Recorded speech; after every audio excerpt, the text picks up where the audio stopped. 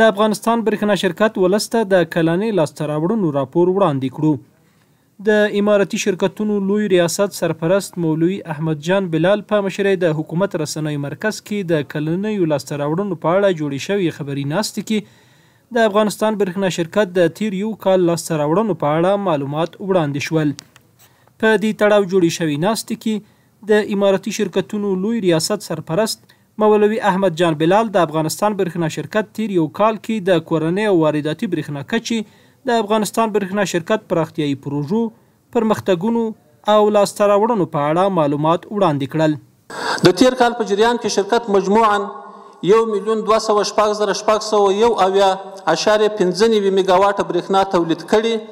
او 5,692,995.5 میگاواټه برېښنا له بهر څخه وارده کړي. د ناسته کې د افغانستان برېښنا شرکت عمومي اجرایوي رئیس ډاکټر عبدالباري عمر د برېښنا په تړاو د رسنیو استازو پوښتنې ځواب کړي او تر راتلونکو 2 کلونو یې د کابل او اړوند نږدې ساحو لپاره د برېښنا 24 ساعته خدماتو برابرولو ژمنې په اړه روښانتیا وړاندې کړه. اینجا یک سوء تفاهم ایجاد شده. ما نگفتیم که برق کل افغانستان 24 ساعته خواهد شد. این یک امید و آرزوی ما است، یک پلان ما است و ان شاء الله اگر زنده بودیم این شاید این حالت هم شاید ما و شما باشیم که برق کل افغانستان ان شاء الله 24 ساعته میشه. اما در قدم اولی با منابعی که ما داریم و اقتصاد فعلی که داریم کوشش ما همین است که در 2 سال آینده ان شاء الله شهر کابل و نقاط همسایه شهر کابل را برقشان 24 ساعته کنیم. د ښاغلي عمر په وینا چې پلازمینه کابل کې دا مهال شاوخوا 9 میلیونه وګړي میشتي چې د نورو خدماتو په څیر ورته د برېښنا خدماتو رسونه کې هم ستونزې شته دي چې د افغانستان برېښنا شرکت یې حل لپاره پر تخنیکی پلانونو منظم کار کوي.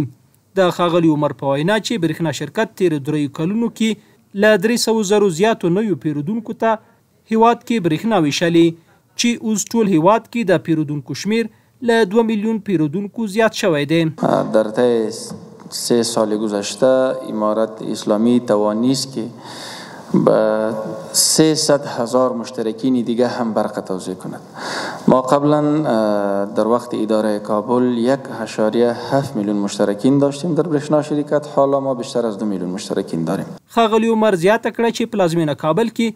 د برېښنا پرچاویو پر کچو راټیټولو کار کوي، خو په وینا یې دا چې صنعتي برخه د هیواد اقتصاد بنسټ جوړوي او سلګونه زره هیوادوال پکې په کار بوخت دي،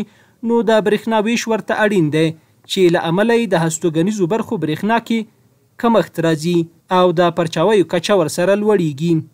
امارت اسلامی افغانستان توانست که به خاطر تولیدات داخلی، به خاطر رشد اقتصاد، کاریابی به مردم بخش صنعت را انکشاف بدهد که این هم یک علت است که ما بیشتر از برق را به پارک های صنعتی دادیم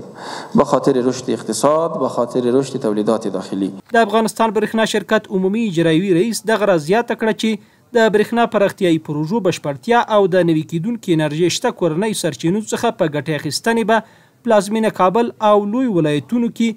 د برېښنا ستونزې تر ډیره بریده حل شي او د شبکو اصلاح سره به د ضایعاتو او پرچاویو کچه راټیټه شي. د یادونې ده چې ولس ته د اماراتي شرکتونو کلنیو لاسته راوړنو د خبري ناسته کې د نفت او ګاز، افغان ټیلیکام مخابراتي شرکت، آریانا افغان هوایی شرکت، افغان تور، ملي پراختیا شرکت او د ګڼو ادارو لوړ پوړو مسؤلینو ګډون کړی و.